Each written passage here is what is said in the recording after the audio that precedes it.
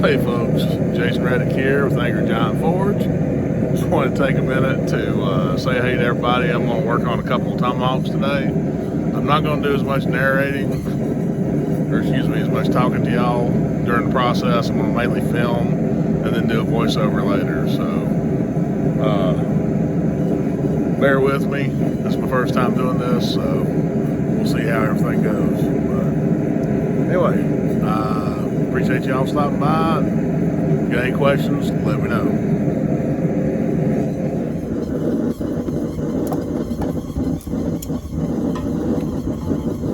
Alright folks, right here I'm pulling the first hammerhead out of the fire. I decided to go ahead and go with a standard hammer eye drift on this one because I decided to make a war hammer out of this instead of a tomahawk. I'm going to do a tomahawk on the next one, but same principle applies. I just use a different shape drift on my tomahawk. Drive it in until it fills the eye, give it a whack, hit on the high side of the drift, loosen it up, and you should be able to pop it off. Usually the first couple hits it's a bitch to get off there, but it'll go. So there, stick her back in the fire and get her rolling again.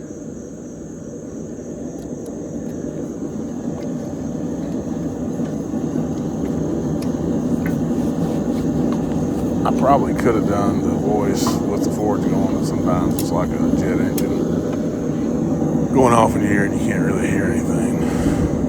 So, alright, next heat, ready to go again. More drifting, we're coming in from the opposite side now and just working on stretching that eye. You go from one side till it fills it and bring it in from the other. Keep doing that back and forth till eventually you'll get your eye stretched out like you want.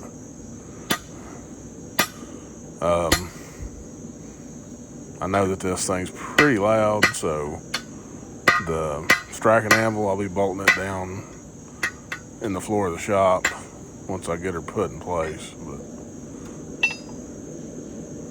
everything looks good. Right, next heat, just more of the same. Flipping it back and forth, going through opposite sides.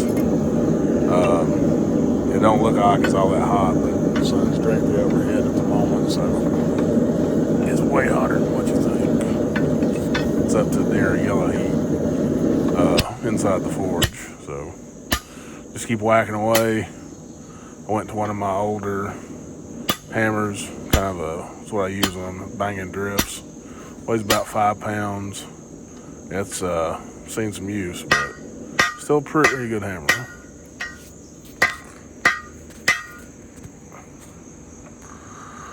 Just make sure everything's staying straight.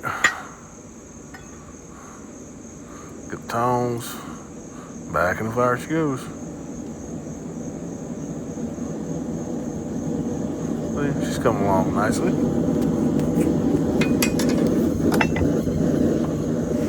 One more. I think one more, then we're going to go to the press. Or I'm just going to skip ahead to where the eye's almost done here in a second.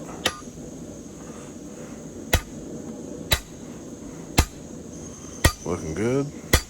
Find it very therapeutic doing big hammer work. It'll definitely relieve a ton of stress. Dealing with it notching into the edge of the hammer, it wouldn't be an issue if I'd build a radius die to go in there that would just cup the natural curve of the hammerhead.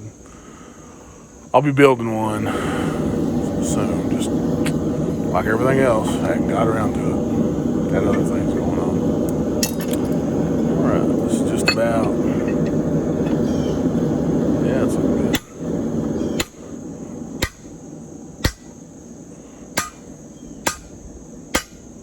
Yeah, the drift's going in nice. Yeah, got her stuck in the,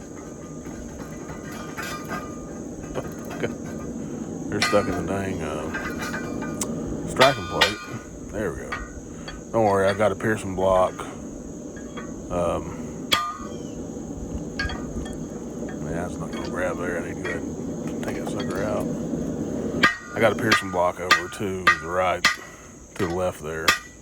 I'll be bringing it around to use. Striking plate's just good. I'd rather beat up on that than not destroy my Pearson block or my anvil or anything on the brake peel off. Now we're going to the press. This is a little 12-ton coal iron works. Very good with the press. You just separate the mass from the eye, get it out away from the handle. The handle's going to be. Do a little diagonal there, press it up. Yeah, you can do a lot of decoration with just the forging aspect. You don't have to grind everything crisp and clean. You can see how it's pushed the head out a little bit. Pretty good. Gonna go back in the fire. Here's another one. Now we're gonna start drawing out the spike end.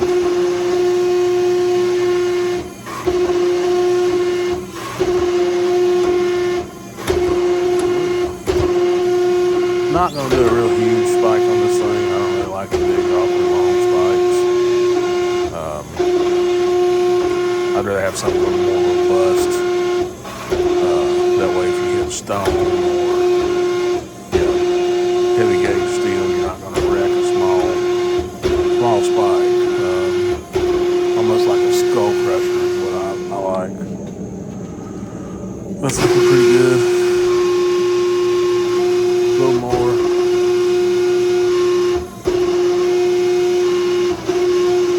Not too bad. Get that point drawn out. You gotta be careful. You can get them too small and you wind up over pressing them really easy. So you gotta be kind of delicate. You gotta exercise a little control or else you'll really mess some stuff up real fast. Lord knows I've done it. Yeah, these little coal iron works 12 tons. Super handy little machines.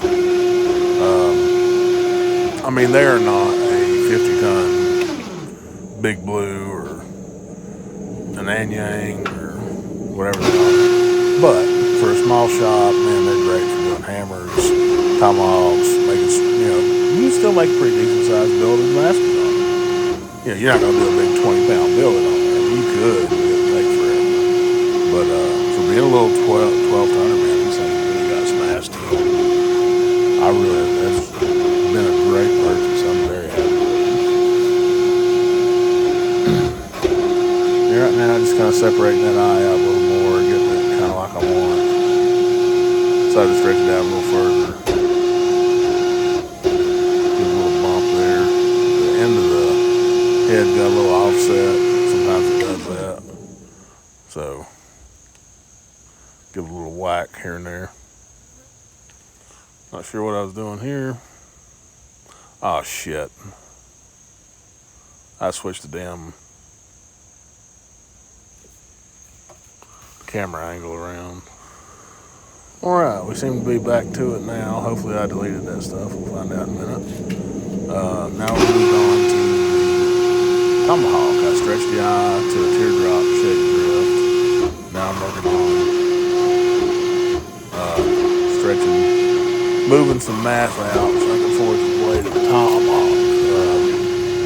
Most of what you're doing when you're forging is moving mass. It's one of the things I love about it. You don't have to have a chunk of steel in the same shape as what you want to make and then do a little hammer on it. Some folks do that. I'm not a big fan of it. I would rather, there's a lot more skill involved in pushing the metal out, moving it, stretching it, shaping it, manipulating it. There's nothing wrong with doing stock removal. Very viable way to make a knife. It's not my choice. I'd rather forge the blade out any day. Or forge anything out. I just love the way it looks. You can see the hammer strokes in it. You can read it just like you can read words on a page. You can interpret what Smith did, when they did it, why they did it. It's just, really cool to look at. All right, here we're gonna start stretching the blade out. Just doing a little widening on it. I gotta get some different dies for this thing where I can put it in from the front. And do some of that.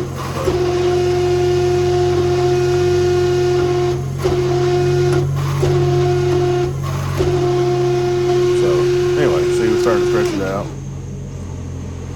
A Looking good, looking good.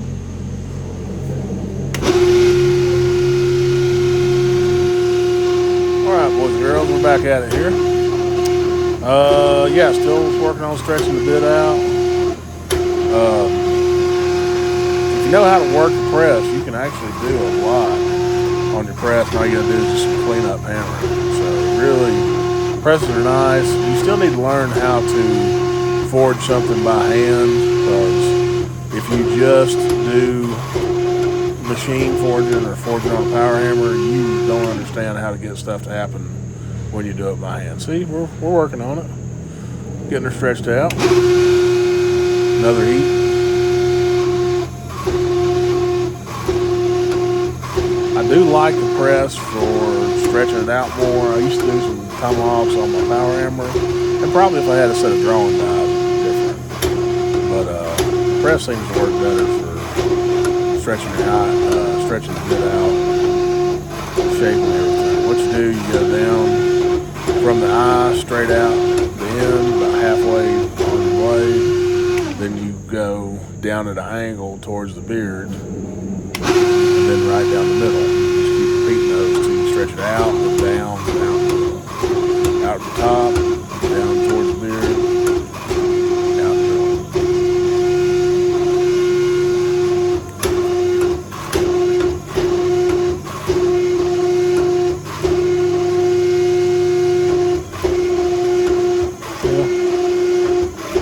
I do wish, the one thing I do like about like this press does lack, and it's because it's 12 ton, I know. The Riverside machine press is a 25 ton. That thing, it'll do the initial clamp and then it builds pressure and really ramps into high pressure. I do miss that aspect of a bigger press, but like I said, this one's fine for this. Probably what I'll do is eventually I'll buy a bigger press. This will go to my Charleston shop at my sister's house to do things there. Yeah, see? We're just about ready to start doing everything by hand now. Yep, here we are back at the anvil. So I got my trusty cross peen.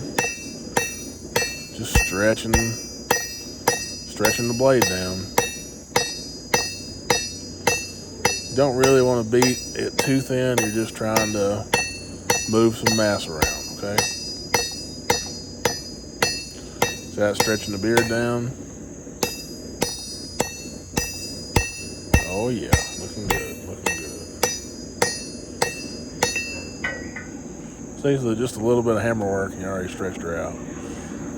So, next heat. Oh yeah. Now I'm stretching the top part of the axe up a little bit because it was a little bit down. Boom, got her there, straight down.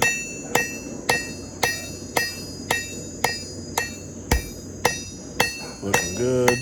Also, you want to be careful when you're doing this not to tweak your... You have a tendency to cant, which means turn to one side a little bit as you're forging. Try to keep from doing that because you will wind up with like a corkscrew in your blade. If you don't correct it early, you'll wind up with a real mess trying to get it worked out all in one shot at the end. So just continually using that cross peen, stretching her out, looking real good. Now I'm taking the flat face of the hammer, start forging it down, smoothing all the cross peen marks. Because once you get her so thin, you can't get them out.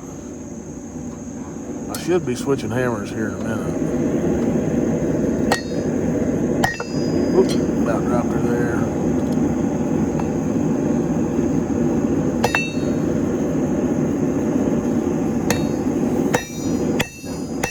Yeah, get a little bit going there.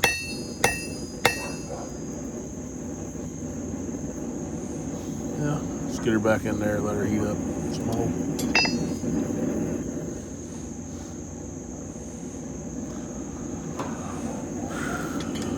Oh, sorry, I took one more heat. Forgot to cut the camera off.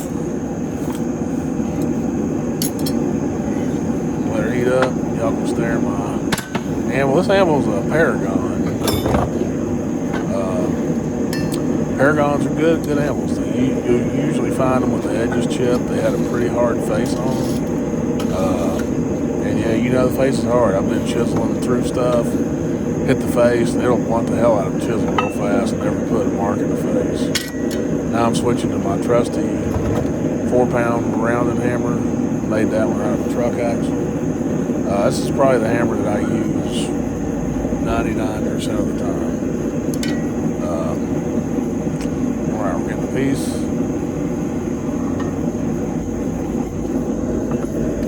And boom, there we go.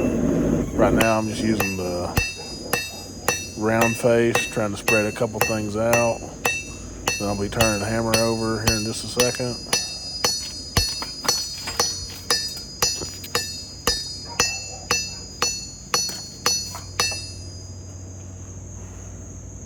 Yep.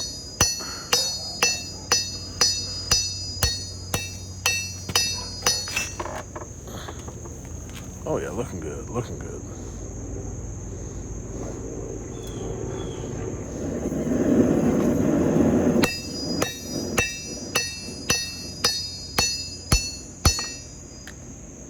Yeah, we're using the flat face of the hammer. We're just planishing,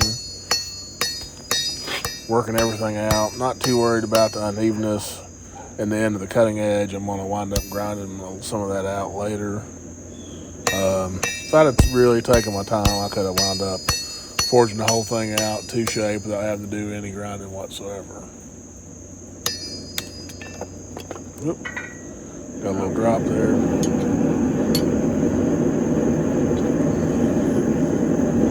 And I went ahead and worked on the spike on the next heat on the press. Didn't record that, I apologize. And right now I'm just sort of re-stretching the eye. It gets a little deformed when you go to forging the blade and stuff down, so you always got to go back and do a little re-stretching. Came in through the top, and I'm working on the high side.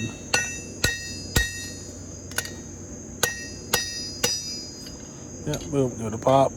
Yeah, slides it right out. Don't forget to cool your drift off every time you come in there, guys. That damn drift will get hotter than hell. So, coming through the bottom, stretch it out a little more. We'll work the cheeks down just a little bit. Flip it over, do a little on that side. Yeah. Tap it back out, and I'll do one more after the next heat through the top, because it should have a taper from top to bottom, going back in towards the handle. That way when you slide the handle in, it'll lock.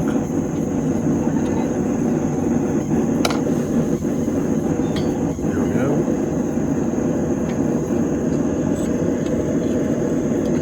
Having a little trouble there. Got it.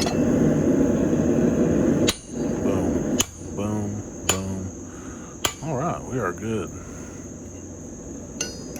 Yeah. Right now I'm looking at it, being sure everything's lined up straight with the handle. Looking good.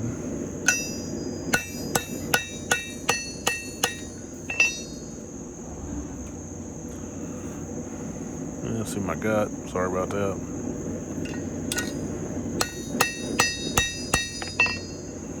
Yeah. Remember, every time you hit something from one side, it actually pushes the steel towards the other, and it'll make it bow away from your hammerhead. So I always got to go back and do a little cleanup work, one side to the other, keep everything straight, or else it'll cup on you. Tap, tap, looking good. Double check everything. I like it. Pop it off. Boom, we're good. So that's that.